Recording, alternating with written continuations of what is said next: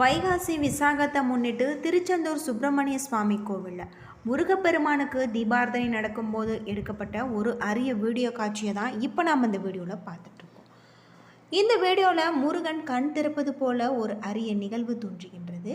உங்களுக்கு முருகப்பெருமான் பிடிக்கும் அப்படின்னா முருகப்பெருமானுக்கு போற்றி, திருச்செந்தூர் முருகனுக்கு போற்றி அப்படின்னு சொல்லிட்டு மறக்காமல் கமெண்ட் பண்ணுங்கள். திருச்செந்தூர் சுப்பிரமணிய சுவாமி கோவிலில் வைகாசி விசாகத்தில் நடக்கக்கூடிய பல அதிசயங்களை பற்றி தெரிஞ்சுக்கலாம். வாங்க வீடியோக்குள்ளே போகலாம். சூரபத்மனை சூரசம்காரம் செய்வதற்காக சிவபெருமானால் தோற்றுவிக்கப்பட்டவர் தான் முருகப்பெருமான்.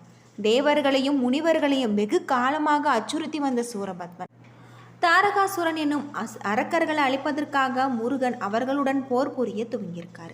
அந்த போரில் முருகப்பெருமான் வெற்றி கொண்டது நாம் அனைவருக்கும் அறிந்த விஷயம். ஆனால் இந்த போரில் முருகப்பெருமானுக்கு தகுந்த ஆலோசனை வழங்கியவர் குரு பகவான் அப்படின்னே சொல்லலாம். இப்படி சூரசம்காரம் நடந்த திருச்செந்தூர் சுப்பிரமணிய சுவாமி கோவிலில் வைகாசி விசாகத்தில் நடக்கக்கூடிய பல அரிய நிகழ்வுகளை பற்றி தெரிஞ்சுக்கலாம். இன்றைய காலகட்டத்தில் முருகப்பெருமானின் வழிபாடு என்பது மிகவும் சிறப்புக்குரியதாக திகழ்கிறது. பலருமே முருகப்பெருமான வழிபாடு செய்து அதற்குரிய பலனை பெற்று நலமுடன் வாழ்கிறாங்க. பலருக்கு இஷ்ட தெய்வமாகவும் குலதெய்வமாகவும் திகழக்கூடியவராக முருகப்பெருமான் இருக்கார். அப்படிப்பட்ட முருகப்பெருமானுக்கு உகந்த கோவிலாக 6 படை வீடுகள் இருக்குது. இந்த 6 படை வீடுகளில் மிகவும் முக்கியமான ஒரு படை வீடாக திகழ்வது தான் திருச்செந்தூர். திருச்செந்தூரில் சூரனை வதம் செய்த இடம் என்பதால் இந்த இடத்திற்கு சென்று வழிபாடு செய்பவர்களுக்கு அவர்களுடைய வாழ்க்கையில் இருக்கக்கூடிய கஷ்டங்கள் தீரும் என சொல்லப்படுது.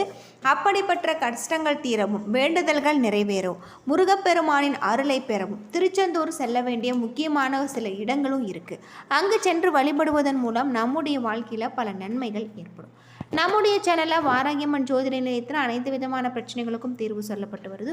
உங்களுடைய ஜாதகத்தில் இருக்கக்கூடிய பிரச்சனைகளுக்கு தீர்வு காண வேணும்னா டிஸ்கிரிப்ஷன் நம்பர் கொடுத்துருக்கோம். இந்த நம்பருக்கு கால் பண்ணுங்கள். ஒவ்வொரு ஆலயத்திற்குமே தனி சிறப்பு இருக்குது. அந்த ஆலயத்திற்கு சென்று வழிபாடு செய்யும் பொழுது அந்த ஆலயத்தில் இருக்கக்கூடிய முக்கியமான இடத்திற்கு சென்று வழிபட செய்ய வேண்டும். அப்படி வழிபடும் செய்தால் அந்த ஆலயத்திற்கு நம்ம சென்று வழிபட்டதற்குரிய முக்கியமான பலனை நம்மால் பெற முடியும். இதற்கு திருச்செந்தூர் விதிவிலக்கல்ல. திருச்செந்தூர் சென்று முருகப்பெருமான வழிபாடு செய்பவர்கள் நாம் முருகப்பெருமான வழிபாடு செய்வதற்கு முன்னதாக குறிப்பாக முக்கியமான இடத்திற்கு சென்று வழிபட வேணும். அப்பொழுதுதான் வேண்டுதல்கள் முழுமையாக நிறைவேறும். அந்த இடத்தை நம்ம முழுமையாக தெரிந்து வழிபட்டு வருவதன் மூலம் முருகனின் அருள் நமக்கு கட்டாயம் கிடைக்கும். திருச்செந்தூர் செல்பவர்கள் பொதுவாக வியாழக்கிழமை அன்று சென்று வழிபடுவது நல்லது. அதற்கு காரணம் திருச்செந்தூர் என்பது குரு தலமாக கருதப்படுவது. அப்படி நாம் வியாழக்கிழமை முருகப்பெருமான வழிபாடு செய்வதற்கு முன்பாக அங்கு இருக்கக்கூடிய மூலவர் சன்னதியை நாம் வழிபட வேண்டும். திருச்செந்தூர் ஆலயத்தை கட்டியவர்கள் மொத்தம் 5 பேர். அதில் 3 பேர் அந்த இடத்துல ஜீவசமாதி அடைந்திருக்காங்க. அந்த ஜீவசமாதி இருக்கக்கூடிய இடத்திற்கு சென்று அவர்களை வழிபாடு செய்து அங்கு அமைதியாக அமர்ந்து நாம் தியானம் செய்வது ரொம்பவும் நல்லது.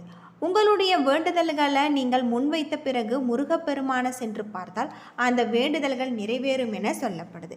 அந்த மூலவர் சமாதிக்கு செல்லக்கூடிய பொழுது நாம் வாசனை மிகுந்த ஊதுபத்திகள் வாங்கி கொண்டு செல்ல வேண்டும். அவர்களுக்கு சாற்றுவதற்காக வாசனை மிகுந்த பன்னீர் ரோஜாவை வாங்கி கொண்டு செல்லலாம். அது மாலையாக இருந்தாலும் சரி, உதிரியாக இருந்தாலும் சரி.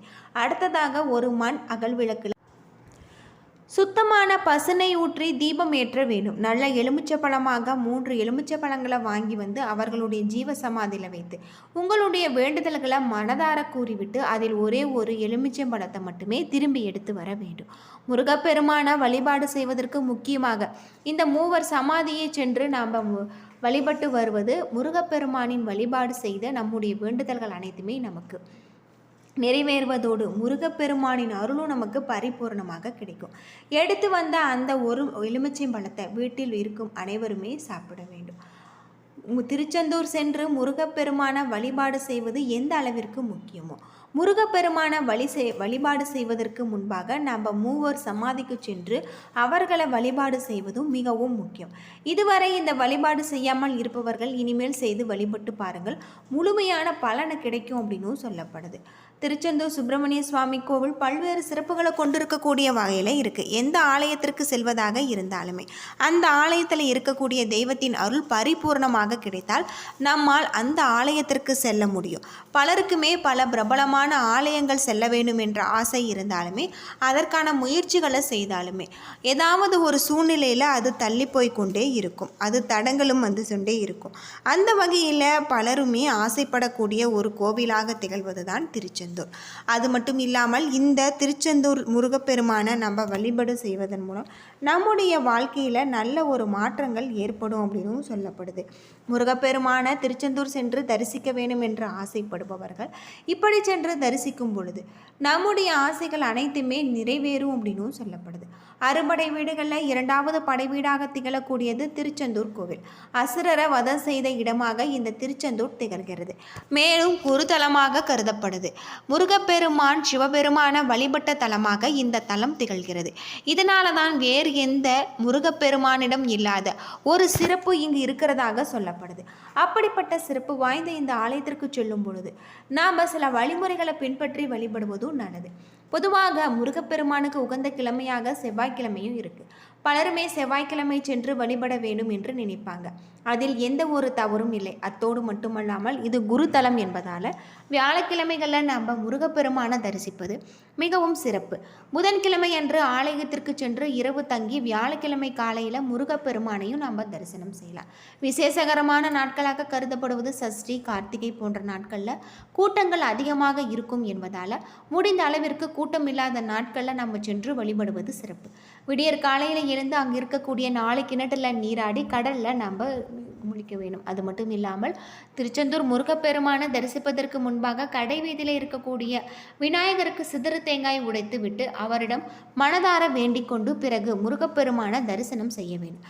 இவ்வாறு முருகப்பெருமானை தரிசிக்கும் பொழுது வெறும் கையோடு வீசிக்கொண்டு செல்லாமல் நம்மால் இயன்ற அளவு மலர்களை வாங்கி கொண்டு செல்ல வேண்டும். நம்முடைய வேண்டுதல்கள் நாம் கூறும் பொழுது கண்களை திறந்து முருகப்பெருமானை பார்த்தவாறு கூற வேண்டும். அது தவிர்த்து கண்களை மூடி நம்ம கூறக்கூடாது.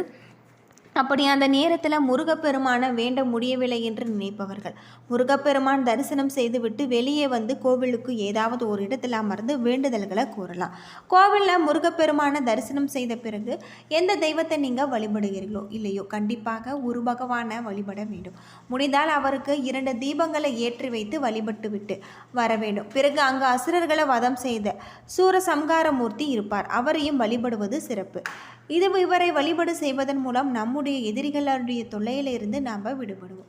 இந்த எளிமையான வழிமுறைகளை பின்பற்றி நாம் திருச்செந்தூர் முருகன் ஆலயத்திற்கு வழிபாடு மேற்கொண்டோம் என்றால் கண்டிப்பான முறையில் முருகப்பெருமானின் அருளால் நம்முடைய வாழ்க்கையில் நல்ல ஒரு மாற்றம் ஏற்படும்.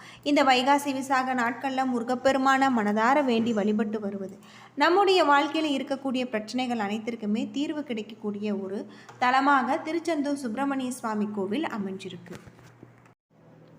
பௌர்ணமி அன்று விசாக நட்சத்திரத்தில் அவதரித்ததாக சொல்லப்படுது. இந்த நாளை வைகாசி விசாகம் பெரும் விழாவாக நாம் ஆண்டுதோறும் கொண்டாடுகிறோம். இந்த நாட்களில் விரதமிருந்து வழிபட்டால் வேண்டியது கிடைக்கும் என்பது நம்பிக்கை. முருகப்பெருமானுக்குரிய மிக முக்கியமான வழிபாட்டு விரத நாட்களில் ஒன்று தான் வைகாசி விசாகம். முருகப்பெருமான் அவதரித்த தினமாக கருதப்படுது. வைகாசி மாதமான மே, ஜூன் மாதங்களில் வழக்கமாக இந்த விழா கொண்டாடப்படுவது வழக்கம். வைகாசி மாதத்தில் வரக்கூடிய பௌர்ணமியும் விசாக நட்சத்திரமும் இணைந்து வரக்கூடிய நாளே வைகாசி விசாகமாக சொல்லப்படுது. இந்தியா மட்டுமின்றி இலங்கை, மாலத்தீவு, சிங்கப்பூர், மலேசியா உள்ளிட்ட உலக நாடுகளில் இருக்கக்கூடிய தமிழர்களால் வைகாசி விசாகம் வெகு விமர்சையாக கொண்டாடப்படுது.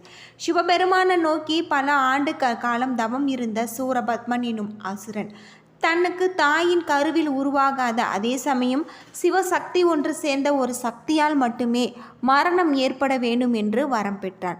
இந்த வரத்தால் தேவர்களை துன்புறுத்தினான் அசுரன். சிவபெருமானிடம் தேவர்களை முறையிட தன்னுடைய நெற்றிக்கண்ணை திறந்தார். அதிலிருந்து வெளிப்பட்ட தீப்பொறிகளை சரவண பொய்கையில் இருந்து 6 தாமரை மலர்களில் 6 பகுதிகளாக விழுந்தது. அந்த 6 தீப்பொறிகளுமே 6 குழந்தையாக மாறியது. அவர்களை வளர்க்கும் பொறுப்பை கார்த்திகை பெண்களிடம் வழங்கினாங்க சிவபெருமான். கார்த்திகை பெண்களால் வளர்க்கப்பட்ட 6 குழந்தைகளும் ஒன்றிணைந்து தன்னுடைய சக்தியால் 6 முகம் 12 கரங்களுடன் கொண்ட உருவமாக மாறியது. அன்னை பார்வதி அத்தோடு தனது சக்தியில் உருவான வேலை முருகப்பெருமானுக்கு ஆயுதமாக வழங்கினார். அதை கொண்டு சூரபத்மனையும் அவனது சகோதரர்களையும் போரில் வெற்றி கொண்டு வதம் செய்து தேவர்களை காத்தார் முருகப்பெருமான். தீமைகளை அழித்து நன்மைகளை காப்பதற்காக முருகப்பெருமான் அவதரித்த தினமே வைகாசி விசாகமாக இருக்கு. வைகாசி விசாகம் அன்று ஏராளமான பக்தர்கள் விரதம் இருந்து வழிபடுவதாகும். பலர் பால் குடம் சுமந்து வந்து முருகப்பெருமானுக்கு பால் அபிஷேகம் செய்து வழிபடுறாங்க. இன்னும் சிலர் பாத யாத்திரையாக முருகப்பெருமான் ஆலயங்களுக்கு சென்று வழிபடுவது சிறப்புக்குரிய ஒன்றாக இருக்கு. கோவிலில் வைகாசி விசாகம் அன்று புரோகிதர்கள் பலருமே ஒன்று சேர்ந்து ஹோமம் நடத்துவாங்க.